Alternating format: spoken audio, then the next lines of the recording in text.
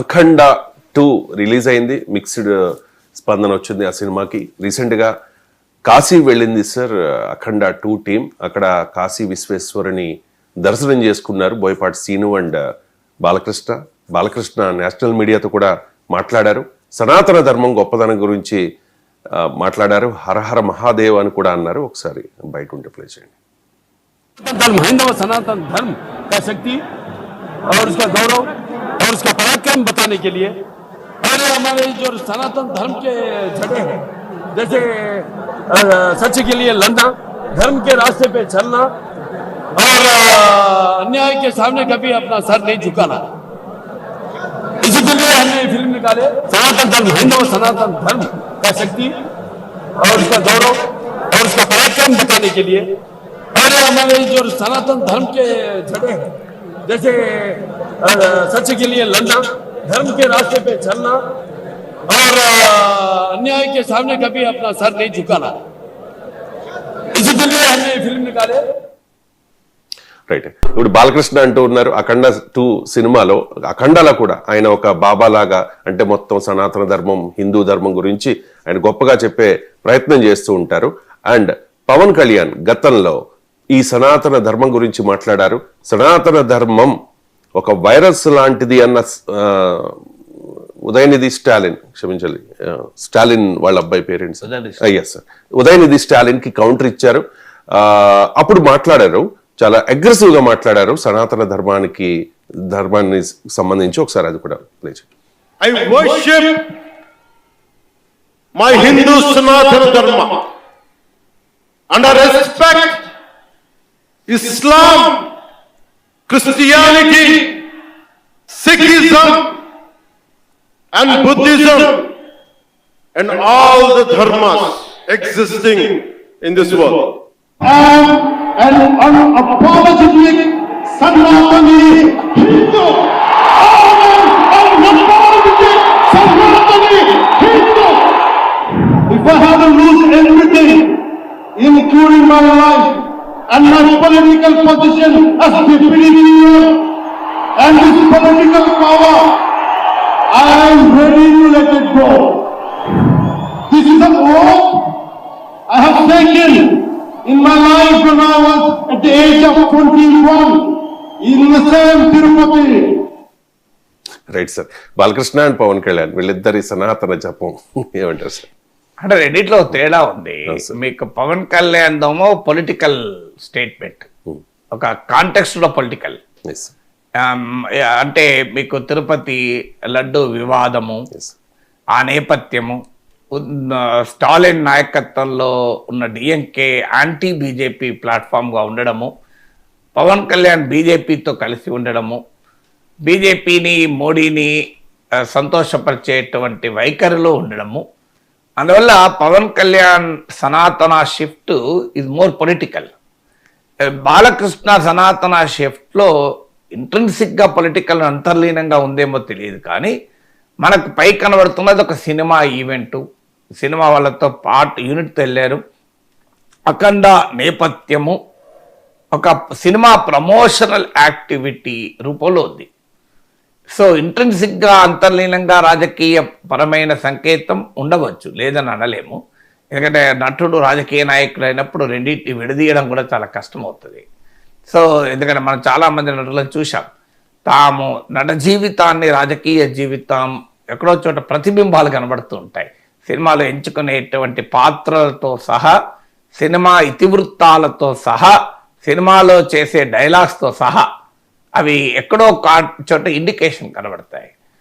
అయితే ఒకటి సనాతన ధర్మాన్ని నమ్మే కాదు, ఆచరించడం అనేది ఆ వ్యక్తికి ఉండేటువంటి విశ్వాసాల ఆధారంగా దాన్ని మనం ఎవరో అభ్యంతరం చెప్పాల్సిన అవసరం లేదు. పవన్ కళ్యాణ్ అయినా బాలకృష్ణ అయినా నిజంగానే సనాతన ధర్మానికి కట్టుబడి సనాతన ధర్మాన్ని ఆచరిస్తే తప్పేముంది. కానీ సమస్య ఎక్కడ వస్తుందంటే మనకు తెలుసు, పవన్ కళ్యాణ్ ఒక ఇంటర్వ్యూలో చెప్పింది, నాకు కూడా గుర్తు, మా నాన్నకు దేవుని మీద నమ్మకం లేదు, నాకు తనకు కూడా పెద్ద విశ్వాసం ఉంది అని ఎప్పుడు చెప్పలేదు గతంలో. సో ఒక దశలో అయితే నాకు గుర్తు, దేవుని దగ్గర ఉన్న దీపానికి సిగరెట్ వెలిగించుకుంటాడని కూడా అన్నారు సార్. అన్నారు. అది పెద్ద వివాదం కూడా అయింది. Yes, sir. ఆ వీడియో కూడా మనకు యూట్యూబ్ లో దొరుకుతుంది. Okay sir. ఇక బాలకృష్ణ కూడా చేసిన కాంట్రవర్షియల్ కామెంట్స్ మనకు తెలుసు.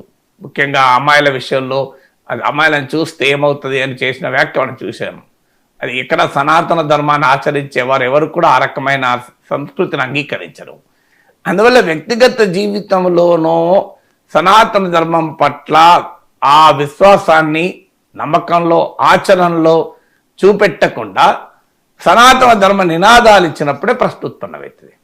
ఇఫ్ యూ బిలీవ్ ఇన్ సనాతన ధర్మ అబ్సల్యూట్లీ నథింగ్ రాంగ్. అప్పుడు తప్పేముంది? ఒక వ్యక్తి తాను ఎంచుకున్న ధర్మ మార్గాన తాను నమ్మిన విశ్వాసాన్ని. ఒక్క నిమిషం. మా నాన్న ఉమ్మడి పార్టీ కమ్యూనిస్ట్ సభ్యుడు. మా నాన్న, మా పెదనాన్న ఇద్దరు. మా నాన్న ఎలాంటి వాడంటే, మా నాయనమ్మ దీపారాధన వెలిగిస్తే దీపారాధన సిగరెట్ వెలిగించిన దేవుడు లేడు దెయ్యం లేదనే వ్యక్తి మా నాన్న. వీళ్ళందరి మీద వారెంట్ లిస్ట్ వచ్చి షూటెడ్ సైట్ ఆర్డర్స్ పెడితే మా నాన్న మా పెద్దనాన్న అందరూ, ఒక ఆయన మిలిటరీకి వెళ్ళిపోయి ఇంకొక ఆయన అండర్ గ్రౌండ్కి వెళ్ళిపోయి తర్వాత ఎప్పుడో పోలీస్ కానిస్టేబుల్ ఉద్యోగంలో చేరారు మా నాన్న. అదే మా నాన్న కమ్యూనిస్ట్ భావాలు ఏం పోగొట్టుకోలేదు, కానీ మెల్లిగా రామభక్తుడు అయిపోయాడు. జీవితకాలం ఆయన బతుకున్నంత సేపు ఆయన 2 చెంపలు కొట్టుకుంటానే ఉండి నేను తప్పు చేశాను. అందుకని హేతువాదం అన్న పేరు మీద హిందువుల మనోభావాల్ని దయచేసి గాయపరచండి. అంటే ఇప్పుడు ఈ కమ్యూనిజమైన హేతువాదమైన మత విశ్వాసాలని, ముఖ్యంగా కమ్యూనిజం మత విశ్వాసాలని ఇన్సల్ట్ చేయమని ఎక్కడ చెప్పలేదు. మీకు రాంగ్ అది. ఇప్పుడు మీకు ఓనం ఫెస్టివల్ నడపరా కేరళలో కమ్యూనిస్టుల పాలన ఉండగానే? మొన్న గ్లోబల్ అయ్యప్ప సంగమం జరపలేదా కేరళలో? కేరళ దేవస్థానం బోర్డు నిర్వహించింది, ప్రభుత్వ విభాగం. బెంగాల్లో దుర్గా పూజ ఉత్సవాలు జరగవా? ఇదొక రాంగ్ నోషన్ కూడా. మతాన్ని వ్యతిరేకించమని కార్ల్ మార్క్స్ కూడా చెప్పలేదు. మార్క్స్ ఏమన్నాడంటే, నిట్టూర్పు లేని చోట నిట్టూర్పు మతం, మీకు it's the spirit of the spiritless, heart of the heartless, it is the అని హోప్ ఆఫ్ ద హోప్లెస్. అంటే స్ఫూర్తి లేని చోట, ఆశ లేని చోట, నిట్టూర్పు లేని చోట మతం ఒక ఆశ అని చెప్తాడు. సో అని అంటూ religion the opium of masses, మతం మత్తు మందు అంటాడు. మత్తు అన్నదాన్ని అక్కడ ఇంటాక్సికేషన్ అంటే మత్తు పదార్థాల మీనింగ్లో చెప్పలేదు మార్క్స్ కూడా.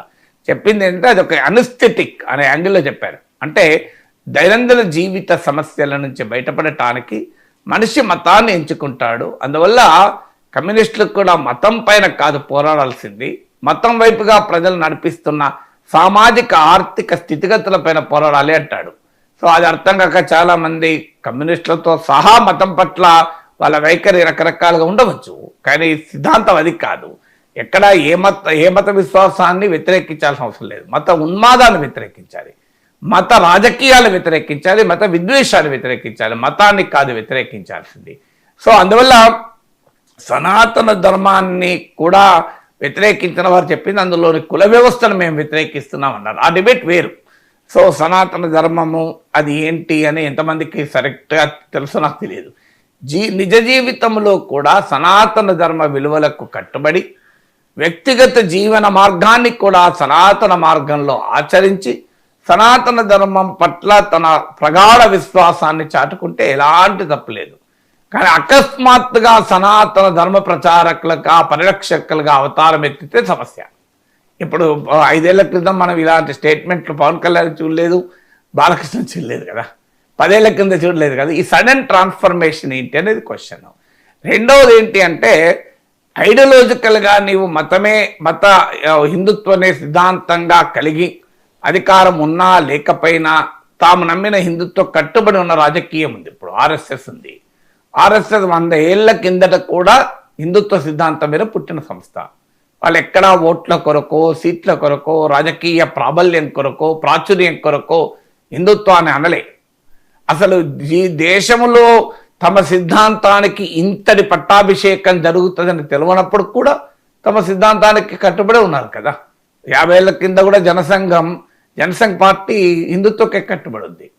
అందువల్ల కొత్తగా అధికారం కొరకు హిందుత్వ నినాదాన్ని, రాజకీయం కొరకు నినాదాన్ని ఎత్తుకోలే. వాళ్ళ విశ్వాసం కొరకు, నమ్మకం కొరకు హిందుత్వవాదులుగా ఉన్నారు. అఫ్కోర్స్ హిందుత్వం రాజకీయంగా ఉపయోగించుకోవచ్చు, కానీ పాలిటిక్స్ కొరకు హిందుత్వ కాదు, హిందుత్వ కొరకు పాలిటిక్స్. తేడాది.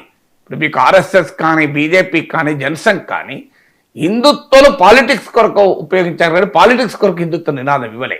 అంటే they were never opportunistic in the slogan. వారికి అవకాశవాదంతో హిందుత్వ నినాదం ఎత్తుకోలేదు సంఘ్ పరివార్. వాళ్ళు నమ్మారు హిందుత్వం, హిందుత్వ ఆధారిత రాజకీయ సిద్ధాంతం వాళ్ళది, దానికి కట్టుబడుతున్నారు. కానీ ఈ సెక్యులర్ పొలిటీషియన్స్గా పార్టీస్గా ఉన్న వాళ్ళు ఇప్పుడు అకస్మాత్తుగా బీజేపీ రైజ్ను చూసి బీజేపీతో అవసరాలు ఏర్పడ్డాక వీళ్ళు సడన్గా హిందుత్వవాదులు అయిపోతున్నారు. అదే ఒక సమస్య. మీకు హిందుత్వవాదులుగా నీవు మొదటి నుంచి ఉంటే అభ్యంతరమే లేదు.